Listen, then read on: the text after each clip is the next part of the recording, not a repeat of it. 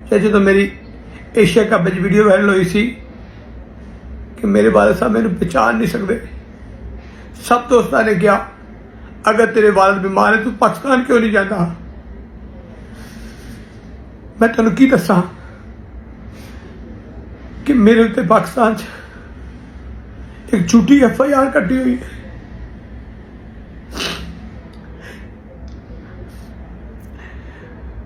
एक % भी मैं उस वकूए शामिल नहीं सा। 10 मई के वाकये च मेरी ते एक झूठी FIR कट के मेरे ते पाकिस्तान के दरवाजे बंद किए गए। मैं 2 महीने जेल च रहा और उस दौरान वो सदमा मेरे वाल बर्दाश्त ना कर सकिया और वो सख्त बीमार हो गया। 2 महीने बाद जब मैं बाहर निकलिया उन्हें मेरे दुबई भेज दिया। मैं जीवे जीवे पाकिस्तान के नारे लाना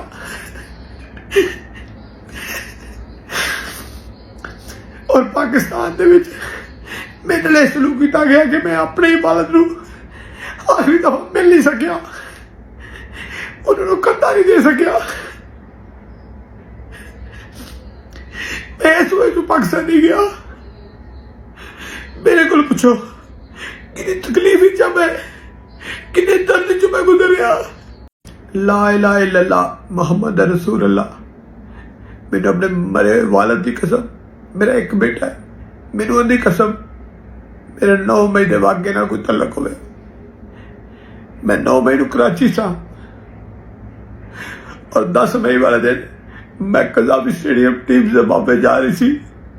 एप्लीकेशन देने चला था कि एक नवा मुल्क है, उत्थे मैनू किसी भी मैच की टिकट देवे क्योंकि मैच तो वापस पहले कभी गया नहीं सी। उत्थे पुलिस लोगों को फड़ रही थी, मैनू भी फड़ लिया गया और मेरे से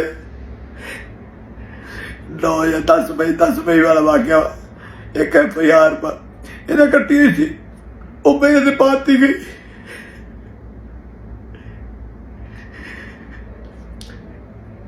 और मैं उहदे बदले 2 महीने जेल दे विच रहा। मेरे वालिद साहब नूं फालिज दा अटैक होया,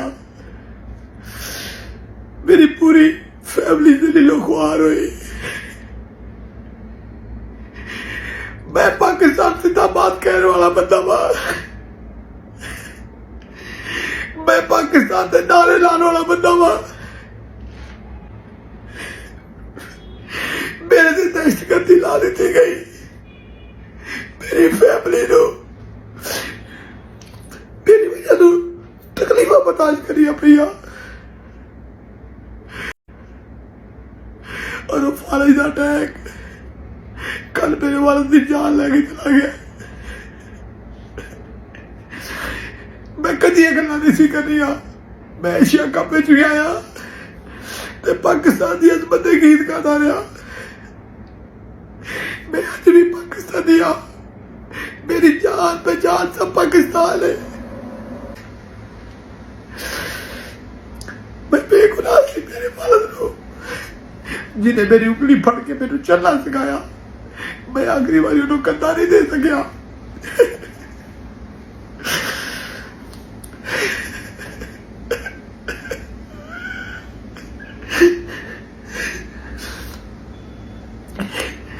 मैं अज आखिरी बारी देख नहीं सकिया पर वो मरण तो पहले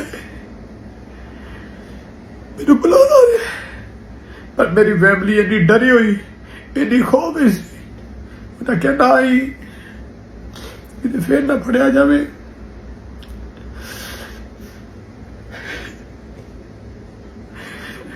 पाकिस्तान जिंदाबाद रहेगा, मेरी जबान चो पाकिस्तान जिंदाबाद निकलता रहेगा।